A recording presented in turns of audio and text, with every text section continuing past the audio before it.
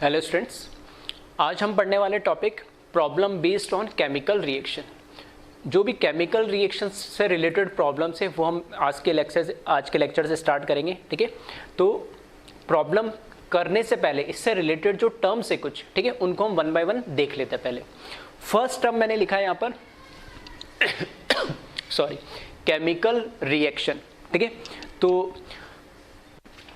Up to 7th 8th 9th 10th, ठीक है, छोटी क्लास आप पढ़ते हुए आते हो, एक टर्म आपको हमेशा मिलता है केमिकल रिएक्शन। तो केमिकल रिएक्शन होता क्या है, ठीक है, बेसिक से डेफिनेशन इसकी लिखिए। तो केमिकल रिएक्शन यहाँ पे लिखा मैंने, it is a process in which two or more substance interact with each other and form new substance where old bonds break and new bonds form.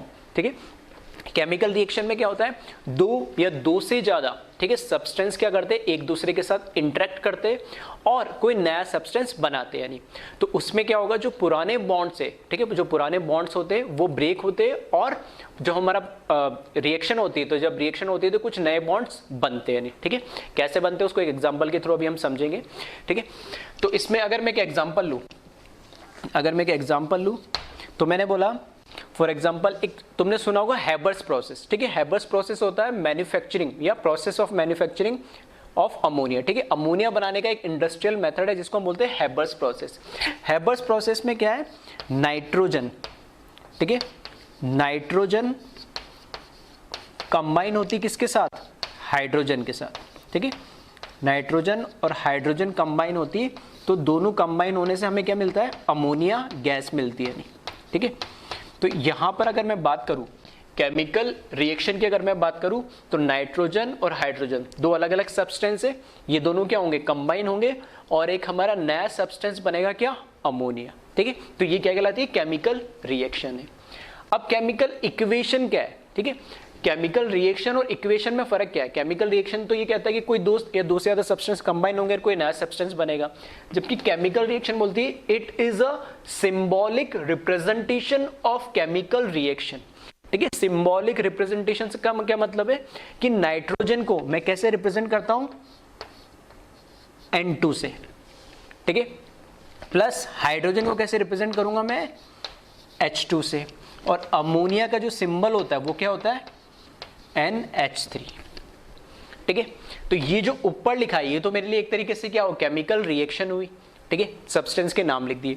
नीचे जो लिखा है मैंने वो क्या होगी, केमिकल इक्वेशन होगी। ठीक है, जैसे मैथमेटिकल इक्वेशन होती है 2x + 3y = 4, ठीक है, जैसे हम लाइन की इक्वेशन बोलते हैं, वैसे ही ये केमिकल क्या होगी, इक्वेशन होगी। केमिकल इक्वेशन में हम क्या करें, नाइट्रोजन को मैंने इसके सिंबल से रिप्रेजेंट करा, हाइड्रोजन को इसके सिंबल से रिप्रेजेंट करा, अमोनिया को इसके केमिकल फॉर्मूला या इसके सिंबल से मैंने रिप्रेजेंट करा है।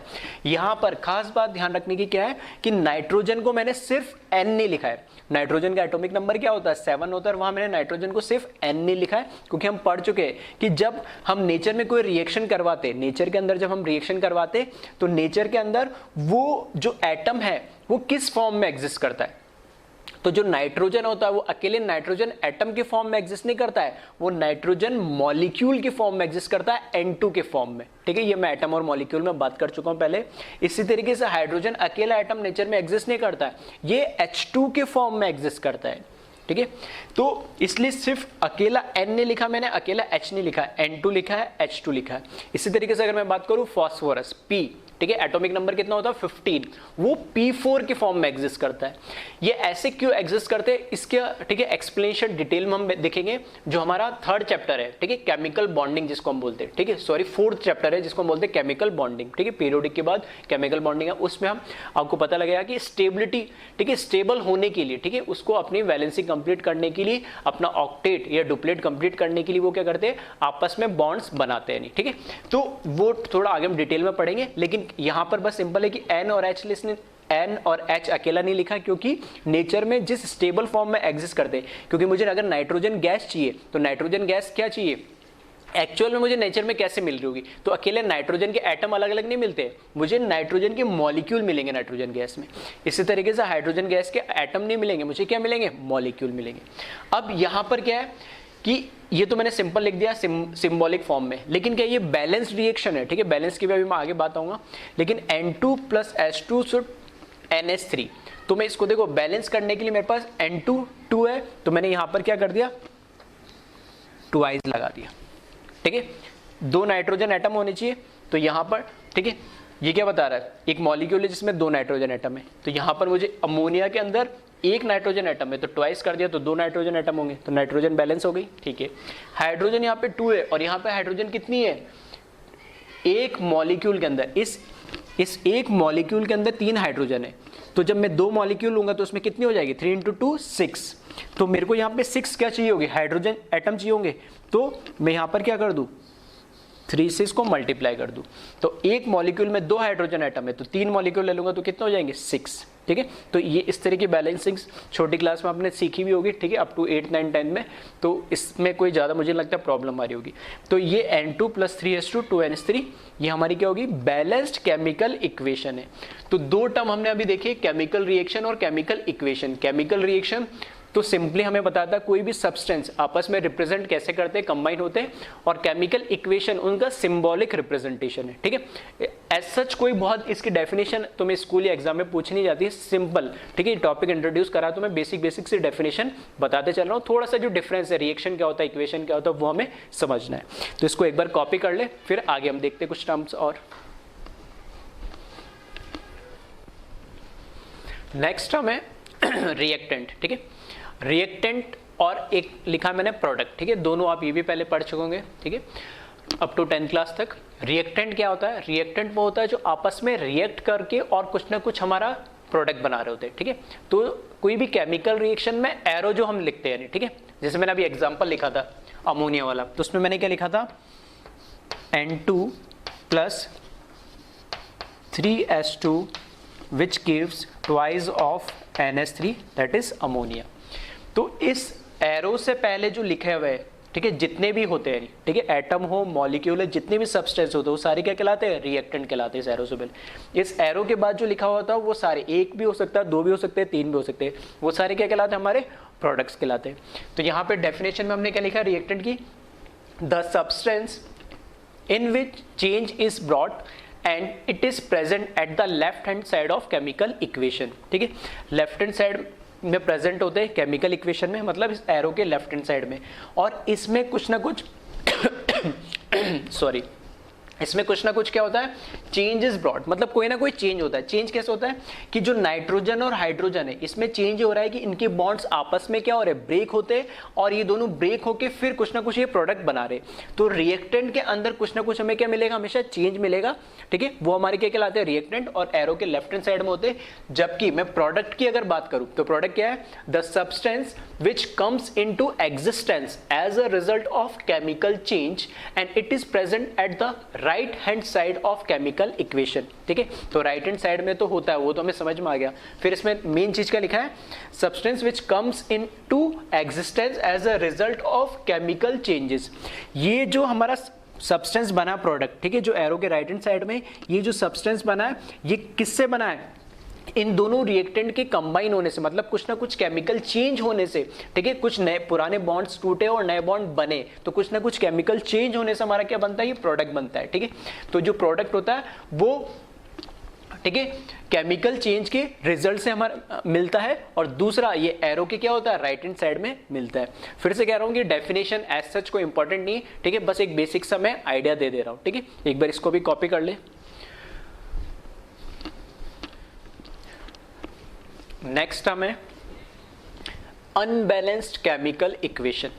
ठीक है, अनबैलेंस्ड का मतलब है कि जो भी हमारे पास केमिकल इक्वेशन दे रखी है वो बैलेंस नहीं है। बैलेंस नहीं मतलब उसमें जो नंबर ऑफ एटम्स है रिएक्टेंट साइड में किसी भी एलिमेंट के, और नंबर ऑफ एटम्स है उसी एलिमेंट के प्रोडक्ट साइड में, दोनों क्या होने चाहिए, सेम।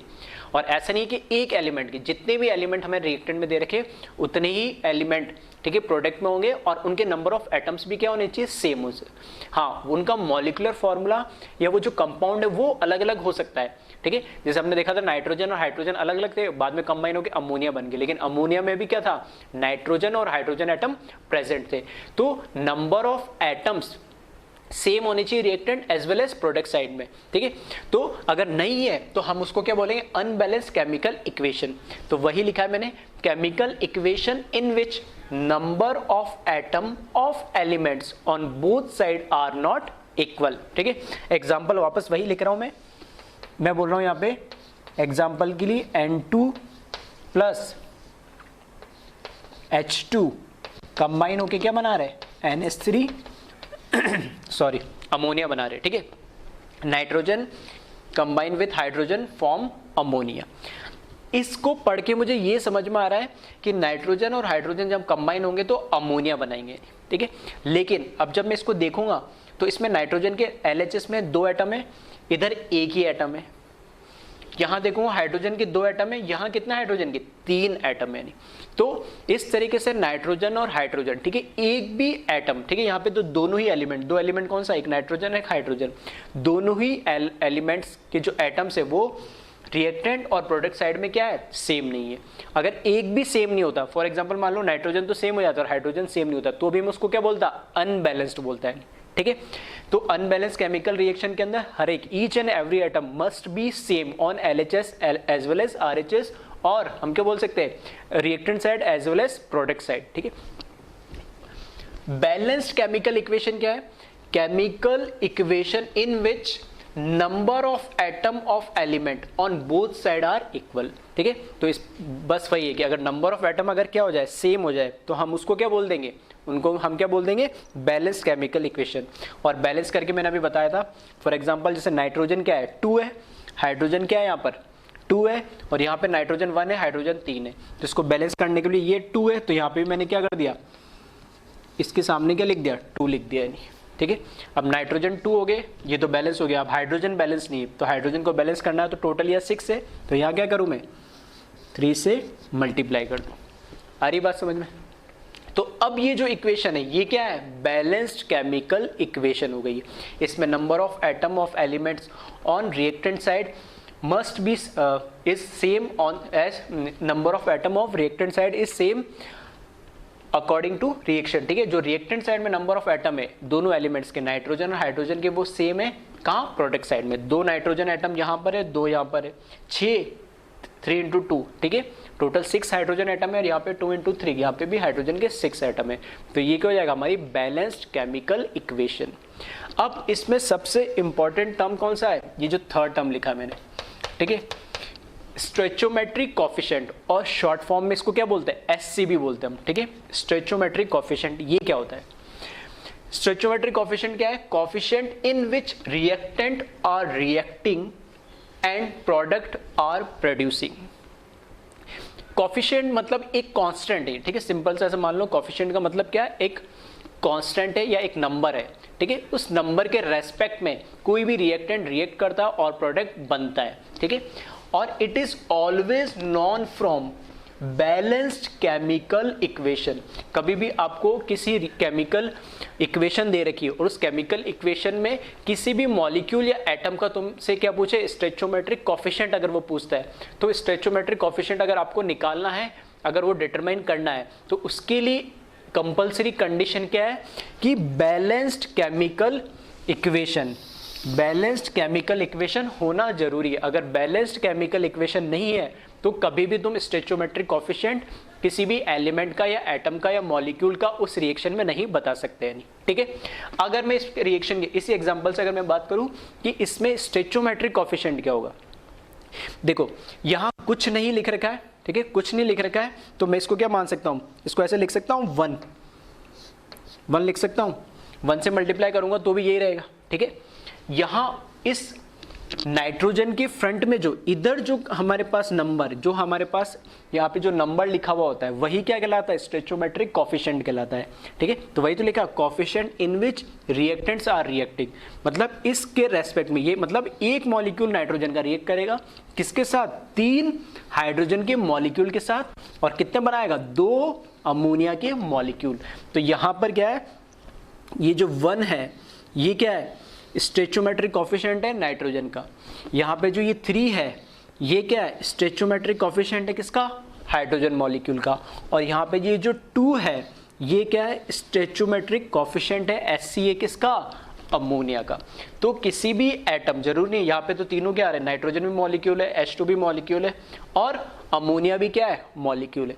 अगर सिंगल कोई एटम भी होता, मतलब ये जो नीचे ये वाला जो नंबर है, ठीक है, ये स्टोइचोमेट्रिक कोफिशिएंट नहीं कहलाता है, ये स्टोइचोमेट्रिक कोफिशिएंट नहीं है, ना ही ये स्टोइचोमेट्रिक कोफिशिएंट। तो उस एटम या मॉलिक्यूल के फ्रंट में जो इंटीजर या जो कोफिशिएंट लिखा होता है, जो कांस्टेंट लिखा होता है, उसी को हम क्या बोलते हैं, स्टोइचोमेट्रिक कोफिशिएंट क्या बोलते हैं। तो यहाँ पे नाइट्रोजन का, ठीक है, नाइट्रोजन मॉलिक्यूल का स्टोइचोमेट्रिक कोफिशिएंट क्या है, 1, हाइड्रोजन मॉलिक्यूल का स्टोइचोमेट्रिक कोफिशिएंट है 3 और अमोनिया मॉलिक्यूल का स्टोइचोमेट्रिक कोफिशिएंट क्या है, 2। ये जो टर्म है SC स्टोइचोमेट्रिक कोफिशिएंट, ये काफी, ठीक है, बहुत हमारे काम आने वाला पूरी फिजिकल केमिस्ट्री के अंदर, ठीक है। तो इसका मीनिंग क्या है वो एकदम क्लियर कर लेना, ठीक है। किसी भी बैलेंस्ड केमिकल रिएक्शन के अंदर किसी भी रिएक्टेंट या प्रोडक्ट के सामने जो भी नंबर लिखा हुआ है, जो भी कांस्टेंट, जो भी कोफिशिएंट या जो भी इंटीजर, कुछ भी बोल सकते हो, ठीक है, वो उसका क्या कहलाता है, स्टोइचोमेट्रिक कोफिशिएंट कहलाता है। कंडीशन क्या है, बैलेंस्ड केमिकल इक्वेशन होनी चाहिए। अगर बैलेंस्ड केमिकल इक्वेशन नहीं है तो आप स्टोइचोमेट्रिक कोफिशिएंट सही नहीं बता सकते हो। अगर बैलेंस्ड होगा तभी तुम उसका SC स्टोइचोमेट्रिक कोफिशिएंट सही बता सकते हो, ठीक है। तो सबसे इंपॉर्टेंट टर्म यहाँ पे यही था, स्टोइचोमेट्रिक कोफिशिएंट। तो अभी तक हमने, ठीक है, 2-4 टर्म्स देखे, केमिकल रिएक्शन क्या होता है, केमिकल इक्वेशन क्या होता है, रिएक्टेंट क्या होता है, प्रोडक्ट क्या होता है, ठीक है, अनबैलेंस्ड, बैलेंस्ड और सबसे इंपॉर्टेंट था स्टोइचोमेट्रिक कोफिशिएंट। अब आते हैं हम न्यूमेरिकल पे, प्रॉब्लम्स में। तो 3 केस लेके चलूंगा मैं प्रॉब्लम सॉल्व करने के लिए केमिकल रिएक्शन से, ठीक है। पहला केस जिसमें हमारे पास क्या होगा, सिंगल रिएक्टेंट दे रखा होगा, ठीक है। ये छोटे छोटे से टर्म मैंने इसलिए बताया क्योंकि अब मैं लिखूंगा डायरेक्ट जैसे सिंगल रिएक्टेंट। फिर केस 2 में लूंगा जिसमें 2 रिएक्टेंट दे रखे होंगे, लेकिन इंफॉर्मेशन सिर्फ एक ही रिएक्टेंट के बारे में होगी। इंफॉर्मेशन से मेरा मतलब है जो भी हमें डेटा दे रखा होगा, ठीक है, कितने मोल्स है, कितने ग्राम है, कितना वॉल्यूम है, वो एक ही रिएक्टेंट के बारे में हमें दे रखा होगा।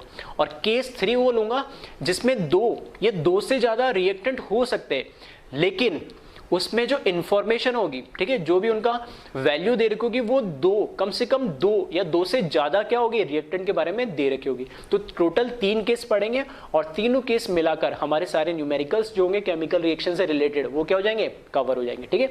तो इसको एक बार कॉपी कर ले और केस 1 से हम स्टार्ट करते हैं, ठीक है।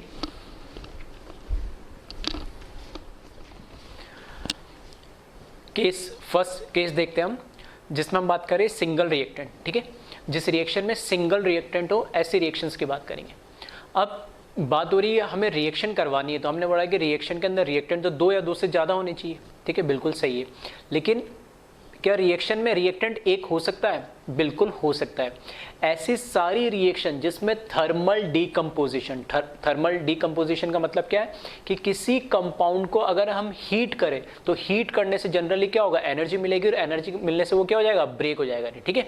तो उसको हम बोलते हैं थर्मल डीकंपोजिशन, हीट करने से डीकंपोज या ब्रेक हो जाता है। तो जितनी भी सारी रिएक्शन थर्मल डीकंपोजिशन है उसमें सिंगल रिएक्टेंट होता है जिसको हम हीट करने से वो फर्दर 2 या 3 या 4 कंपाउंड में क्या हो जाता है, ब्रेक हो जाता है। तो ऐसे सारी रिएक्शन, ठीक है, ऐसी सारी रिएक्शन केस 1 जिसमें हमारे पास सिंगल रिएक्टेंट होता है उस तरीके रिएक्शन में कंसिडर होती है। तो कुछ एग्जांपल्स मैंने लिखे इसमें यहाँ पे। दूसरी बात कि यहाँ पे जो कुछ एग्जाम्पल्स लिखे उसमें से हो सकता है तुमने कुछ एग्जाम्पल पहले देखे हो, ठीक है, हो सकता है कुछ एग्जाम्पल पहली बार देख रहे हो, यानी तो रिएक्शन को लेके परेशान होने की जरूरत नहीं है। रिएक्शन हमेशा तुम्हें गिवन दे रखी होगी। हाँ, 2 साल बाद जब तुम जेईई या नीट का एग्जाम दोगे तब तक हो सकता है कई रिएक्शन इतनी बार यूज हो जाएगी तुम्हें याद हो जाएगी। और कुछ रिएक्शन के मैं जनरल डीकम्पोजिशन या जनरल टाइप की रिएक्शंस में मैं बताता चलूंगा साथ के साथ, ताकि वो तुम्हें पता रहेगा रिएक्शंस कैसे होती है। तो फिलहाल के लिए इस चैप्टर में, ठीक है, रिएक्शन को लेके परेशान होने की जरूरत नहीं कि इसको याद करनी है, कुछ नहीं। रिएक्शन हमेशा क्वेश्चन में तुम्हें गिवन होगी, ठीक है, या कुछ ऐसा हिंट दे रखा होगा कि रिएक्शन नहीं दे रही। जैसे मैं बोल रहा हूँ कि nitrogen combine with hydrogen form ammonia, ठीक है, तो एक तरीके से क्या हो रहा है, हमने रिएक्शन दे दी तो नाइट्रोजन और हाइड्रोजन कंबाइन हो रहे हैं, मतलब मुझे पता लग गया रिएक्टेंट और बन क्या रहा है, अमोनिया, तो प्रोडक्ट मिल गया। तो इस तरीके से या तो इनडायरेक्ट वे में हिंट दे रखी होगी या डायरेक्ट केमिकल रिएक्शन तुम्हें दे रखी होगी। तो रिएक्शन को लेके फिर से बार बार मैं ये बोल रहा हूँ कि परेशान मत होना, क्योंकि बच्चों के दिमाग में आता है कि सर रिएक्शन को कैसे याद करें, तुम्हें याद बिल्कुल नहीं करनी। हाँ, जो रिएक्शन तुम्हें दे रखी है हो सकता है वो बैलेंस्ड हो या अनबैलेंस्ड हो। तो बैलेंस्ड हो तो फिर कोई प्रॉब्लम ही नहीं, लेकिन अगर अनबैलेंस्ड है, ठीक है, वो बैलेंस नहीं है तो उसको तुम्हें बैलेंस बैलेंस करने पड़ेगी। और बैलेंस करने का कोई ऐसा हार्ड एंड फास्ट कोई स्पेसिफिक रूल्स नहीं होते। बैलेंस हमेशा जनरल रिएक्शंस जो हम पढ़ने वाले हैं इस चैप्टर में वो हिट एंड ट्रायल मेथड से, ठीक है, हमें उसमें नंबर, ठीक है, डाल के देखना पड़ेगा कि 2 से मल्टीप्लाई कर दे, 3 से कर दे, ठीक है, इसको डिवाइड कर दे, तो वो हिट एंड ट्रायल मेथड कहता है कि हमें, ठीक है, इसमें वैल्यूज रख रख के देखने पड़ेगी किस तरीके से बैलेंस हो रहा है नहीं हो रहा है। प्रॉपर बैलेंसिंग जो केमिकल रिएक्शन की होती है वो हम रिडॉक्स रिएक्शन, ठीक है, 11th क्लास का एक चैप्टर है रिडॉक्स रिएक्शन, उसके अंदर हम देखेंगे, ठीक है, उसमें हाफ बैलेंसिंग, फुल बैलेंसिंग, जिसमें, ठीक है, वो रिएक्शन हम अलग से देखेंगे। लेकिन इस चैप्टर में हिट एंड ट्रायल मेथड्स हम करेंगे और रिएक्शन को याद करने की जरूरत नहीं है। तो कुछ एग्जांपल्स मैंने लिखे, तो एक बार वीडियो को पॉज करें और खुद से एक बार इन रिएक्शंस को क्या करने की कोशिश करें, बैलेंस। हो सकता है इसमें कोई रिएक्शन बैलेंस्ड पहले से हो या नहीं हो, मैंने सिर्फ रिएक्शंस लिखी है, इनके स्टोइचियोमेट्रिक कोएफिशिएंट्स नहीं लिखे। तो मैं बैलेंस करने के लिए कोई ना कोई स्टोइचियोमेट्रिक कोएफिशिएंट्स लिखना होगा अगर वो बैलेंस नहीं है, ठीक है। ऐसा कोई रूल नहीं है कि हर रिएक्टेंट के आगे या हर प्रोडक्ट के आगे कुछ ना कुछ स्टोइचियोमेट्रिक कोएफिशिएंट हमेशा आना चाहिए। हाँ, 1 तो बाय डिफॉल्ट होता ही है, लेकिन ऐसा नहीं है कि उसके अलावा भी कुछ होना चाहिए, वो डिपेंड करेगा रिएक्शन पे नहीं। तो यहाँ पे वीडियो को पॉज करके और देखें 1 बाय 1 कि कौन कौन सी रिएक्शन बैलेंस है और जो नहीं है उसको बैलेंस करने की कोशिश करें, फिर मैं इनको बताता हूँ 1 बाय 1।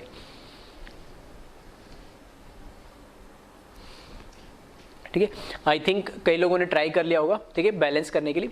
तो फर्स्ट रिएक्शन की अगर मैं बात करूं तो फर्स्ट रिएक्शन मुझे दे रखी है KClO3, ठीक है, KClO3 एरो दे रखा और एरो के पीछे ऊपर देख रहे होगे ऐसा, ठीक है, ट्राइंगल टाइप का सिंबल बन रखा है, इसको हम बोलते हैं डेल्टा, ठीक है। ये किसको रिप्रेजेंट करता है, हीट को, या हम इसमें एनर्जी दे रहे हैं उसको, मतलब किसी भी कंपाउंड को केमिस्ट्री में जब हीट कराना हो तो इस तरीके से डेल्टा का सिंबल बना देते हैं, उसका मतलब उसको हम क्या कर रहे हैं, हीट दे रहे हैं, गर्म कर रहे हैं। ये इस चीज का सिंबल है, एरो बना दिया तो हमें प्रोडक्ट मिल रहा है KCl+O2, ये ऑलरेडी हमें गिवन दे रखा है। हमें बस ये चेक करना है कि क्या ये केमिकल रिएक्शन बैलेंस्ड है या नहीं है। कैसे चेक करें, इधर देखिए K क्या होता है, पोटेशियम, तो एक पोटेशियम है, इधर देखिए एक पोटेशियम है। फिर देखिए सेकेंड एलिमेंट क्या है, क्लोरीन, इधर एक क्लोरीन है, इधर भी एक क्लोरीन है। थर्ड एलिमेंट है ऑक्सीजन, लेकिन ऑक्सीजन कितने दे रखे, 3, और यहाँ पे ऑक्सीजन कितने दे रखे, 2, मतलब ऑक्सीजन बैलेंस नहीं है। तो इसको बैलेंस कैसे करें।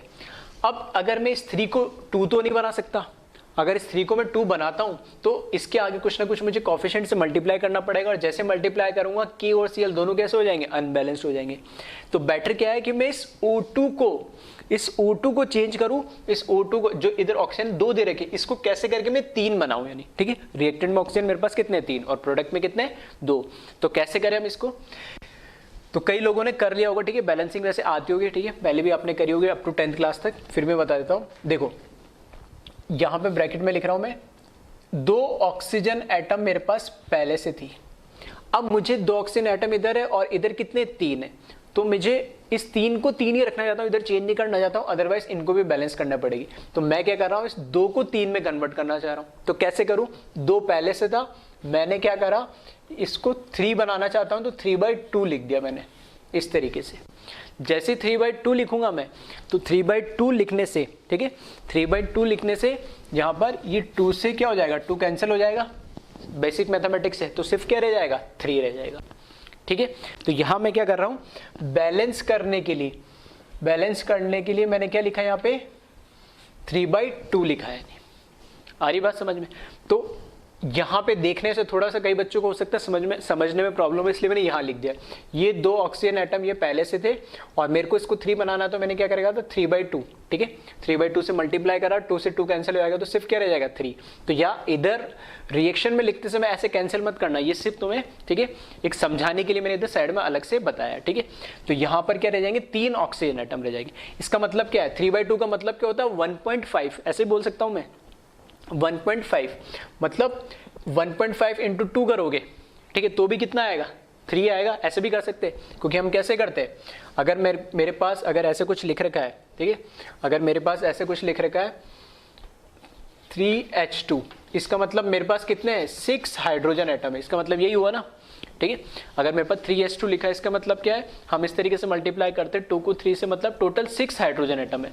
तो सेम वही कर सकता हूँ मैं, 3/2 का मतलब क्या हो गया 1.5, और 1.5 मल्टीप्लाई बाई 2 करेंगे तो कितना हो जाएगा 3, और यहाँ पे 3 है और यहाँ पे भी 3 लाना है, ठीक है। तो कैसे भी आप समझ सकते हो इसको, जैसे आपको क्या रहे ईजी रहे, नहीं ठीक है, समझाने का एक तरीका है अलग अलग, बस मैं आपको सिंप्लीफाइड रहे। दूसरी चीज, कई बार ठीक है जनरली बैलेंस्ड केमिकल रिएक्शन में जो स्टोइचियोमेट्रिक कोएफिशिएंट होते हैं, फॉर एग्जांपल यहाँ पर कुछ नहीं लिखा है तो 1 हो गया इसका, यहाँ पर कुछ नहीं लिखा तो 1 हो गया, यहाँ पर क्या हो गया इसका 3/2 हो गया।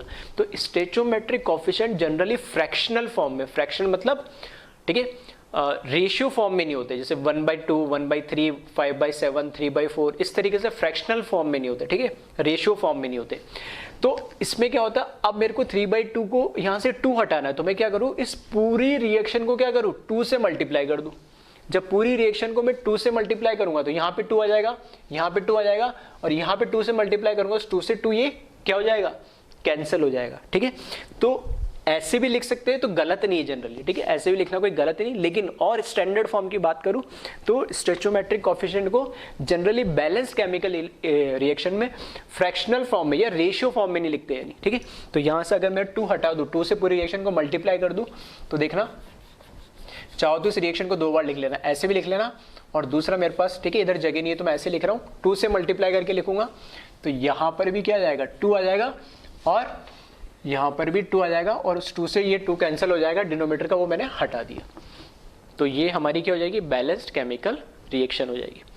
सेकंड देखिए, CaCO3 मतलब कैल्शियम कार्बोनेट को फिर मैंने डिकम्पोज करा तो कैल्शियम ऑक्साइड, और किस में कन्वर्ट हुआ, CO2 के अंदर। कैल्शियम का एक एटम है, यहाँ पर एक है, कार्बन का एक एटम है, यहाँ कार्बन नहीं है, यहाँ कार्बन का एक एटम है। यहाँ देखिए ऑक्सीजन टोटल कितने 3 है, यहाँ ऑक्सीजन 1 और यहाँ ऑक्सीजन 2, तो 1 + 2 कितना हो गया 3। तो ये तो ऑलरेडी क्या है बैलेंस्ड फॉर्म में, इसको कुछ करने की जरूरत ही नहीं है, नहीं ठीक है। थर्ड इक्वेशन देखिए, सिल्वर कार्बोनेट Ag2CO3, इसको डिकम्पोज करेंगे तो silver plus CO2 plus O2 के अंदर क्या हो जाएगा, ये डिकम्पोज हो जाएगा, ब्रेक हो जाएगा। अब देखो क्या ये बैलेंस है, सिल्वर Ag मतलब क्या होता है सिल्वर, Ag के कितने 2 एटम है, यहाँ पर देखिए Ag का एक ही एटम है, तो इसको मेरे को बैलेंस करना है तो क्या करना पड़ेगा, यहाँ पे 2 से मल्टीप्लाई करना पड़ेगा, ठीक है। कार्बन का यहाँ पर एक एटम है, कार्बन का यहाँ एक एटम है, कोई दिक्कत नहीं। ऑक्सीजन के यहाँ पर कितने 3 एटम है, ऑक्सीजन के 2 और 2 टोटल कितना हो गए 4। RHS में ऑक्सीजन 4 है, ठीक है, प्रोडक्ट साइड में ऑक्सीजन 4 है, और रिएक्टेंट साइड में LHS में लेफ्ट हैंड साइड में ऑक्सीजन कितने 3 है, ठीक है। तो इस या तो इस 3 को मैं 4 बना दूं, या इस 4 को मैं क्या कर दूं 3 कर दूं। अगर मैं यहाँ कोई चेंज करता हूँ तो कार्बन में भी चेंज आ जाएगा, तो मैं कार्बन में चेंज इसलिए नहीं करना चाह रहा क्योंकि कार्बन इधर 1 है और इधर भी क्या है 1 है, तो इस ऑक्सीजन को मैंने एज इट इज रहने दिया, तो 2 ऑक्सीजन तो हो गए फिक्स। अब इधर जो 2 ऑक्सीजन है, ठीक है, इसमें से मैं कम करके इसको 1 कैसे कर सकता हूँ, ताकि 2 + 2 + 1 कितने हो जाए 3 हो जाए, तो मैं इस 2 को क्या कर सकता हूँ हाफ कर सकता हूँ। तो यहाँ पर मैं क्या कर रहा हूँ वापस, ठीक है, जैसे यहाँ पर करा था 2 पहले से और मुझे इसको 1 बनाना है, तो क्या करें 1/2 से क्या कर दे मल्टीप्लाई कर दे, तो ये क्या हो जाएगा कैंसिल हो जाएगा। इसका मतलब यहाँ मैं क्या कर दूँ 1/2, तो 1/2 से 1/2 कैंसिल हो जाएगा, तो 1 ऑक्सीजन ये बचेगा, 2 ये बचेगा, तो कितना हो जाएगा 3। और अगर मेरे को फ्रैक्शनल फॉर्म में नहीं लिखना है, फ्रैक्शनल फॉर्म में लिख रहा है, तो पूरी रिएक्शन को क्या करूं मैं 2 से मल्टीप्लाई कर दूं, ठीक है। ये एक तरीके से जो एरो होता है इसको अब मैथमेटिकल इक्वेशन होती है, जैसे हम लिखते हैं लीनियर इक्वेशन 2x + 3y = 4, ठीक है, तो वो इसको as a equals to type लेके चला करो, ठीक है। तो हमें पता बेसिक मैथमेटिक्स में क्या करो कि पूरी रिएक्शन को, पूरी इक्वेशन को किसी भी नंबर से मल्टीप्लाई या डिवाइड कर दो, कोई फर्क पड़ता है कि उस पर नहीं फर्क पड़ेगा, सेम वही चीज़ है। तो यहाँ पर भी हम वही कर रहे हैं कि अगर इस फॉर्म में भी लिखा है तो भी कोई प्रॉब्लम नहीं, ठीक है, फिर से बोल रहा हूँ बार बार, इस फॉर्म में भी लिखा है तो कोई प्रॉब्लम नहीं है, लेकिन फिर भी अगर आपको लगता है कि स्टैंडर्ड फॉर्म में लिखना है तो ये 2 यहाँ से हटाना है, तो पूरी रिएक्शन को मैं क्या करूँ 2 से मल्टीप्लाई कर दूँ, ठीक है। तो इस बार मैं इसको ऐसे लिखा हुआ रहने दे रहा हूँ, चाहो तो आप इसको क्या करें 2 से मल्टीप्लाई करके लिखोगे तो यहाँ 2 आ जाएगा, यहाँ 2 से 2 मल्टीप्लाई होगा तो कितना हो जाएगा 4, फिर इधर 2 आ जाएगा, और इधर 2 से कैंसिल करोगे तो इधर को इसका कोएफिशिएंट कितना आ जाएगा 1, ठीक है। Next 4th reaction calcium bicarbonate बोलते हैं इसको, ठीक है। कैल्शियम बाइकार्बोनेट को जब हीट करते हैं तो calcium carbonate plus H2O plus हमें क्या मिलता है, CO2 मिलता है। इसमें देखिए बैलेंस है या नहीं है, कैल्शियम एक है, कैल्शियम एक यहाँ पर है, कोई दिक्कत नहीं है। इस पूरे ब्रैकेट के बाहर लिखा है 2, मतलब इसके अंदर जितने भी एलिमेंट जो भी नंबर है उसको 2 से भी क्या करना है, मल्टीप्लाई करना है। इसका मतलब ये है, तो हाइड्रोजन यहाँ अंदर एक है, इसके बाहर 2 लिखा है, मतलब 2 हाइड्रोजन हो गए। तो देखना 2 हाइड्रोजन है क्या, 2 हाइड्रोजन है, और कहीं तो हाइड्रोजन है नहीं, इसी में है, ठीक है।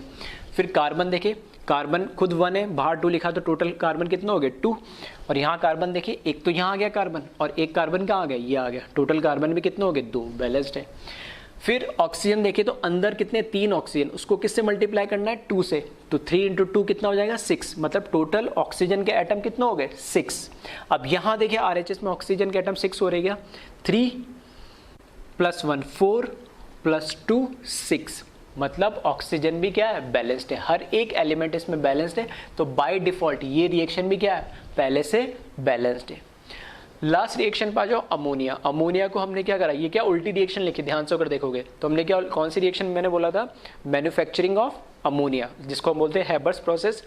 नाइट्रोजन और हाइड्रोजन जब दोनों रिएक्ट करते हैं तो अमोनिया बनता है, उसका उल्टा कर दिया मैंने, क्या करा, अमोनिया को हीट करा, ठीक है, तो इसको डिकम्पोज करूंगा तो नाइट्रोजन और हाइड्रोजन में क्या हो जाएगा, वापस ब्रेक हो जाएगा।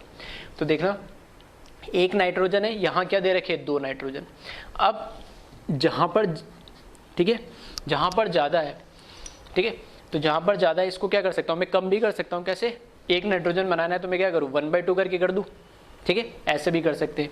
दूसरा तरीका क्या है कि यहाँ पे 2 नाइट्रोजन है, ठीक है, ठीक है, एक तरीका तो ये मैं इसको ऐसे कर सकता हूँ, सही है, ठीक है, एक तरीका तो ये मैंने इसको करा 1/2, तो ये कितना रह जाएगा 1 नाइट्रोजन, यहाँ पे 1 नाइट्रोजन।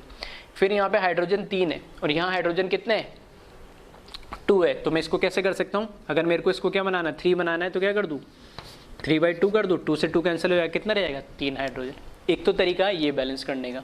अब इसमें क्या होगा, जब स्टैंडर्ड फॉर्म में हम लिखना है तो मैंने बोला कि फ्रैक्शन में नहीं होना चाहिए, तो यहाँ पे भी देखो इसका डिनोमिनेटर क्या आ रहा है 2, यहाँ पे भी क्या आ रहा है 2, तो पूरी रिएक्शन को क्या करूँ मैं 2 से मल्टीप्लाई कर दूँ। 2 से मल्टीप्लाई करूँगा तो यहाँ कोएफिशिएंट 2 आ जाएगा, ये 2 कैंसिल हो जाएगा, ये 2 कैंसिल हो जाएगा, तो ये रिएक्शन कैसे हो जाएगी, इस तरीके से हो जाएगी 2NH3, ठीक है, N2 + 3H2। और ध्यान से देखोगे तो ये रिएक्शन है तो हमने क्या अपोजिट करके लिखी थी, तो कैसे भी इसको बैलेंस कर सकते हो।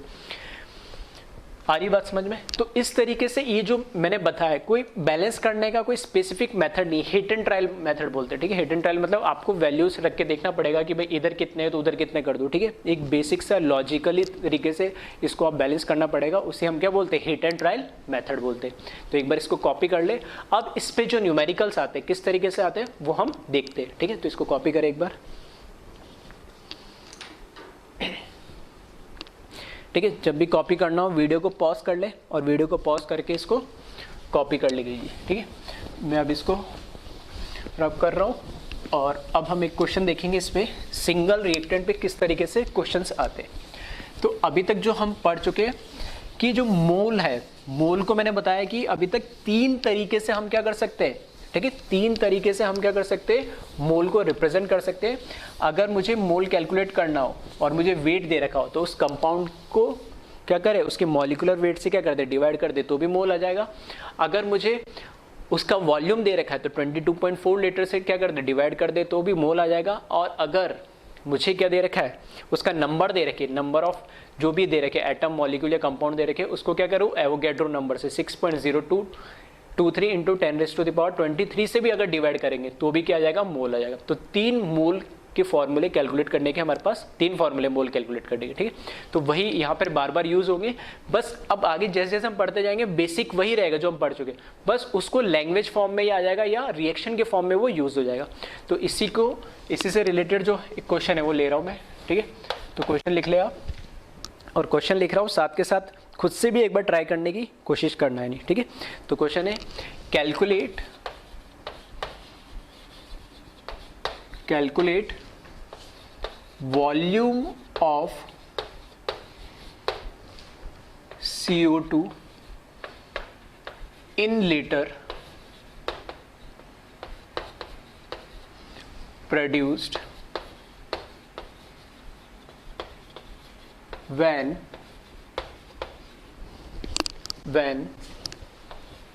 25 gram of calcium carbonate heated। ठीक है, तो क्वेश्चन हमें दे रखा है कि अगर हमारे पास 25 ग्राम कैल्शियम कार्बोनेट है, उसको अगर हम हीट करें तो कितना CO2 प्रोड्यूस होगा, और किसमें, साफ इसने पूछा लीटर में बताना है वो CO2 किसमें प्रोड्यूस होगा। तो एक बार वीडियो को पॉज करें और कैलकुलेट करने की, ठीक है, कैलकुलेट करने की कोशिश करें कि किस तरीके से हम इसको सॉल्व कर सकते हैं। तो सबसे पहले इस तरह के क्वेश्चन में जो भी हमें दे रखा है कि CaCO3 को हीट करना है, तो हमें वो रिएक्शन पता होना चाहिए। ठीक है, अभी मैं रिएक्शन लिख इसलिए नहीं रहा हूँ क्योंकि ऑलरेडी अभी मैं रिएक्शन लिख चुका हूँ। ठीक है, तो इसके रिएक्शन अगर नहीं दे रखी है तो इतना तो पता ही होगा, कैल्शियम कार्बोनेट को हीट करोगे तो CO2 बनेगा, तो इसमें से C और O2 निकाल दोगे तो क्या बच जाएगा, CO बच जाएगा। तो ऐसे भी आप सोच सकते हो, अदरवाइज ये केमिकल रिएक्शन आपको गिवन होगी। ठीक है, तो यहाँ पर मैं लिख रहा हूँ इसका सॉल्यूशन। तो कैल्शियम कार्बोनेट, ठीक है, कैल्शियम कार्बोनेट को हमने क्या करा, हीट करा, तो कैल्शियम ऑक्साइड मिला प्लस साथ में हमें क्या मिलेगा, CO2 गैस मिलेगी। ठीक है, अब CO2 जो गैस है ये कितना बनेगा जब मैं 25 ग्राम कैल्शियम कार्बोनेट को क्या करूं, हीट करूं, वो हमें क्या करना है, कैलकुलेट करना है। तो यहां से देखो, जो बैलेंस केमिकल रिएक्शन है मैं इसको इस तरीके से भी बोल सकता हूं कि ये कैल्शियम कार्बोनेट के आगे कॉफिशिएंट जो स्टोइचियोमेट्रिक कॉफिशिएंट है उसको मैं मोल के फॉर्म में बोल सकता हूँ कि इसका जो 1 मोल है वो जब डिकम्पोज होगा तो उसका 1 मोल कैल्शियम ऑक्साइड बनेगा और 1 मोल ही उसका क्या बनेगा, CO2 बनेगा। एक एग्जांपल के लिए, ठीक है, मैं को लिख देता हूँ रिएक्शन। फॉर एग्जांपल जैसे मैंने अमोनिया की रिएक्शन लिखी, ठीक है, तो वो क्या थी, twice ammonia N2 plus 3H2। ठीक है, तो 2NH3 से 2NH3 मतलब अमोनिया को जब मैंने हीट करा तो नाइट्रोजन प्लस मुझे क्या मिल रहा है, हाइड्रोजन गैस मिल रहा है। तो यहाँ पर हमें ये देखना है, इसको मैं समझाने का तरीका मेरा क्या है, मैंने इसलिए लिखा है कि इस रिएक्शन को देखो, बैलेंस तो है ही, 2 नाइट्रोजन 2 नाइट्रोजन, 2 और 3 6 हाइड्रोजन, 3 और 2 6 हाइड्रोजन, कोई दिक्कत नहीं। ठीक है, अब मैं इसको ऐसे भी कह सकता हूं कि 2 मोल अमोनिया को जब मैं डिकम्पोज करूंगा, ठीक है, इस रिएक्शन से, बैलेंस केमिकल रिएक्शन में ऐसे बोल सकता हूं 2 मोल अमोनिया से मुझे क्या मिल रहा है, इसके आगे कुछ नहीं लिखा तो 1 हो जाएगा, 1 मोल नाइट्रोजन गैस का मॉलिक्यूल मिलेगा और 3 मोल क्या मिलेंगे मुझे, हाइड्रोजन गैस के मॉलिक्यूल। ठीक है, तो इस बैलेंस केमिकल रिएक्शन से हम डायरेक्ट इस तरीके से देख के बता सकते हैं, जो स्टोइचियोमेट्रिक कॉफिशिएंट होते हैं, ये जो इसके स्टोइचियोमेट्रिक कॉफिशिएंट्स होते हैं ये क्या है, एक तरीके से हमें क्या बताते हैं, इसके मोल्स बताते हैं। ठीक है, तो वही चीज मैं बताना चाह रहा हूँ कि यहाँ पे अलग अलग नंबर थे इसलिए इसमें दिख रहा है, यहाँ पे तो सब में 1 लिखा है तो वहाँ पता नहीं लग रहा है, इसलिए मैंने एक अलग से एग्जाम्पल वापस से लिख दिया। तो यहाँ पर अगर मैं देखूँ तो 1 मोल कुछ नहीं लिखा, तो 1 मोल कैल्शियम कार्बोनेट से मुझे 1 मोल कैल्शियम ऑक्साइड मिलेगा और 1 मोल ही CO2 मिलेगा। ठीक है, अगर मुझे इसका मोल पता लग जाए कि CO2 के मोल कितने बने, अगर मुझे पता लग जाए कि CO2 के मोल कितने बने तो मुझे मोल का फॉर्मूला पता है, कौन सा, वॉल्यूम अपॉन 22.4 लीटर।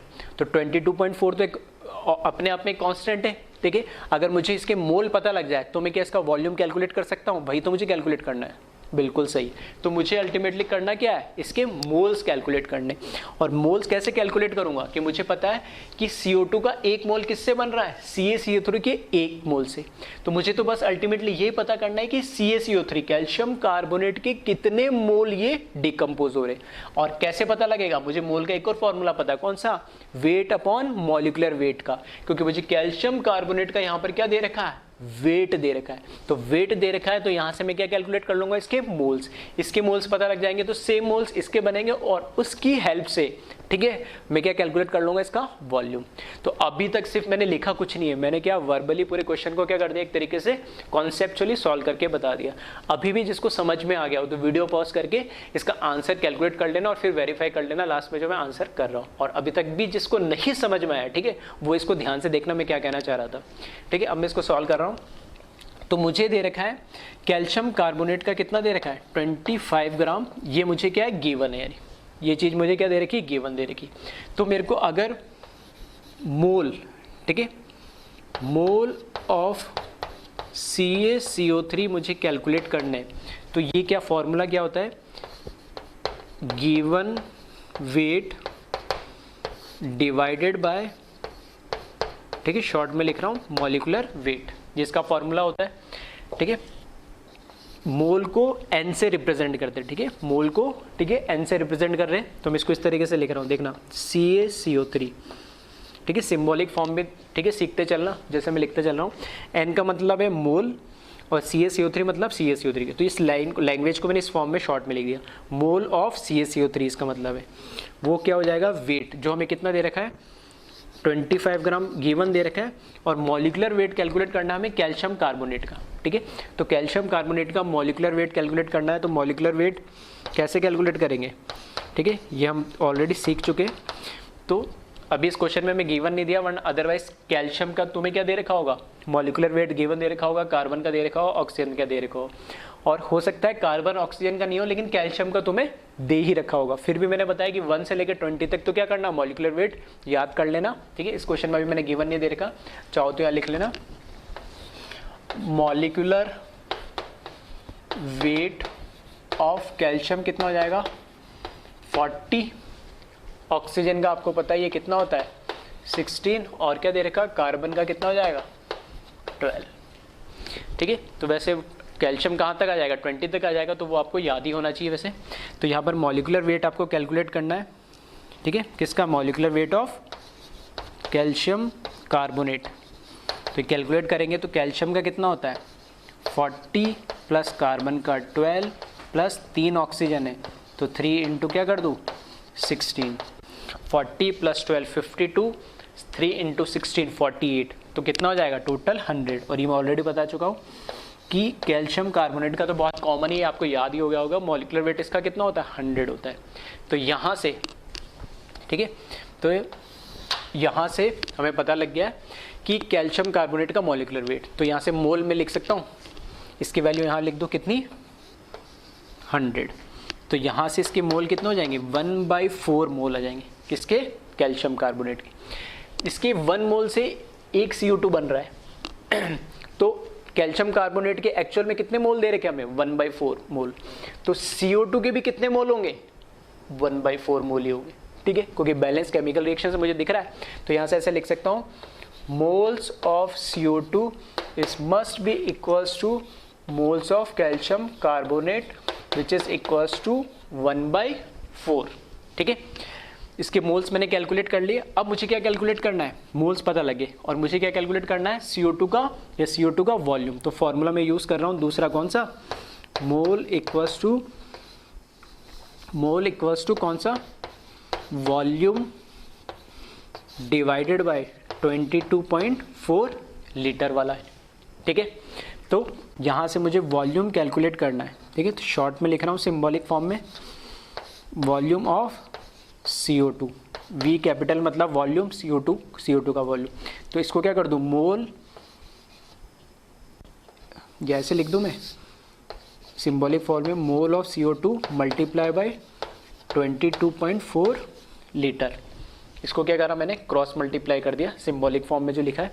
तो यहाँ से इसकी वैल्यू मोल कितने हो जाएंगे 1/4 इंटू 22.4, ठीक है। तो इसको कैलकुलेट कर ले तो ये कितना आ जाएगा 5.6 लीटर, ये हमारा क्या आ जाएगा आंसर आ जाएगा, ठीक है। तो एक बार इसको चेक कर ले, जो अगर किसी बच्चे ने, ठीक है, वीडियो को पॉज करके अगर किसी ने कैलकुलेट करा है तो वेरीफाई कर ले क्या उसका answer volume of CO2 litre में 5.6 लीटर आ रहा है।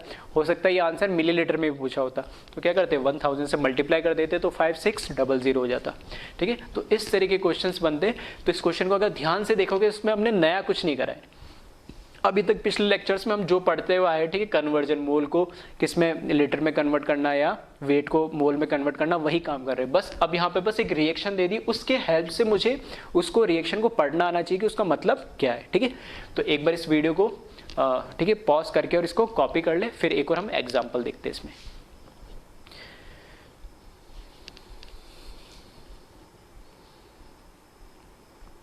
ठीक है, तो नेक्स्ट एग्जाम्पल देखते हैं इसमें। तो यहाँ पर मैं नेक्स्ट क्वेश्चन लिख रहा हूँ, आप तब तक इसका सॉल्यूशन नोट कर लीजिए।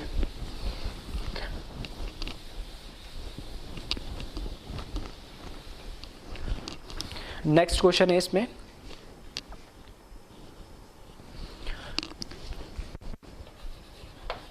what weight of calcium bicarbonate should be heated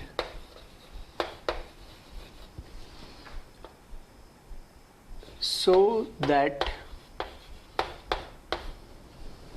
what weight of calcium carbonate should be heated so that 2.4 into 10 raised to the power 23 molecule of CO2 obtain.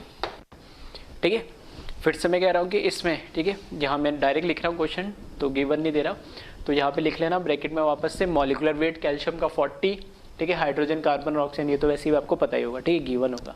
तो इस क्वेश्चन में हमें दे रखा है आपकी बार कि calcium, what weight of calcium bicarbonate should be heated so that 2.4 into 10 raised to the power 23 molecule of CO2 obtain, कि हमें कितना वेट ले कैल्शियम बाइकार्बोनेट का। ठीक है, इस बार पिछले केस में इस क्वेश्चन में हमें क्या दे रखा था, रिएक्टेंट का एक वेट दे रखा था, उससे हमें CO2 कैलकुलेट करना था प्रोडक्ट, और उसका क्या बताना था हमें, वॉल्यूम।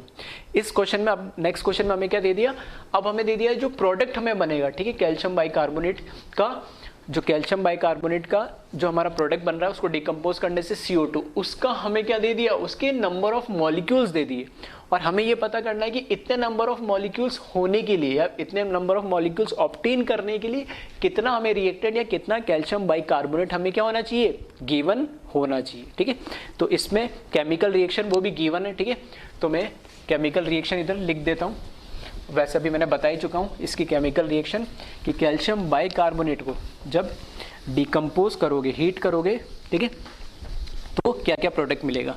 तो एक प्रोडक्ट तो हमें क्या मिलेगा, इसमें कैल्शियम कार्बोनेट मिल जाएगा एक प्रोडक्ट, ठीक है। दूसरा प्रोडक्ट हमें इसमें क्या मिल जाएगा, H2 मिल जाएगा, और तीसरा क्या मिल जाएगा, CO2। ठीक है, तो मैं डायरेक्टली लिख देता हूँ इसके अंदर, कैल्शियम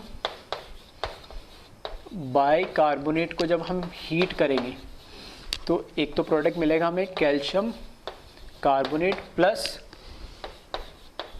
H2O प्लस CO2। ठीक है, तो एक बार देख ले कि ये रिएक्शन बैलेंस है या नहीं है। ठीक है, तो ये वाली कैल्शियम बाइकार्बोनेट वाली हम ऑलरेडी देख चुके हैं। ठीक है, इधर क्या आ जाएगा, ट्वाइस आ जाएगा, तो 2 हाइड्रोजन बैलेंस है, कैल्शियम 1 बैलेंस है, 2 कार्बन बैलेंस है, और 6 ऑक्सीजन, तो 3 1 और 2। ठीक है, 6 बैलेंस है, तो बैलेंस ठीक है।